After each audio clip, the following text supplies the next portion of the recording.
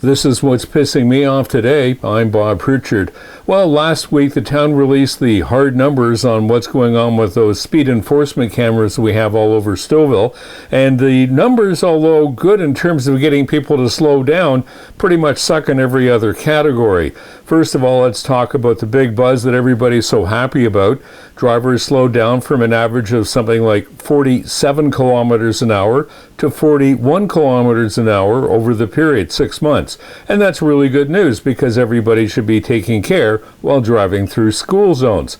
However, the reality of it is that 47 kilometers an hour really isn't all that fast, and we're talking about a reduction of something like 3 miles per hour, which isn't a whole lot when you come down to it, but I concede that it does make things safer, and that's the important part of the discussion.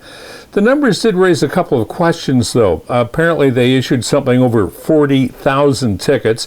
I'm curious as to figure out how many of those tickets were issued to people who actually live in Stouffville. That would make it sort of a tax on local residents, people who weren't paying attention. And of course, because they were speed demons going through the schools, they probably deserve the tickets. Even some of our staff deserve the tickets that they got. I didn't get any, but I'm not a speed demon. When I knew I was driving into an enforcement zone, I wasn't driving at the limit. I was driving 3 kilometers under the limit and using a GPS system to make sure that I knew exactly how fast I'm going. A big question has come out, though, and that has to do with the expenses associated with these tickets. You would think with today's technology it'd all be pretty much automated and really wouldn't cost a whole lot in overhead. That turns out to be very wrong. The tickets generated $5.1 million in fines for the town.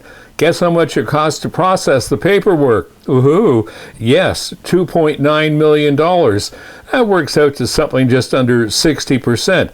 Now let me ask you a question. If you were making a donation to a charity and you found out that only 4 cents on the dollar was going to the charity, wouldn't you be thinking, I'm not going to be donating to these people? I don't know that the town was responsible for the overheads. That part of the equation was never released.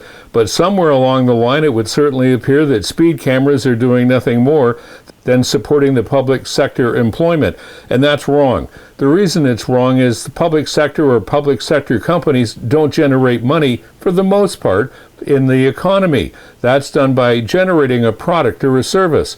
Running around helping people administer photo radar camera pictures certainly doesn't qualify as generating anything other than people who are really, really upset.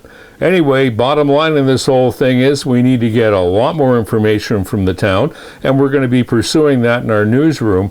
And down the road, we're hoping, well, assuming the cameras keep going, which probably won't happen, that we can get some more accounting as to what actually happened with the speed enforcement system here in Stouffville. And that's what's pissing me off today. I'm Bob Pritchard.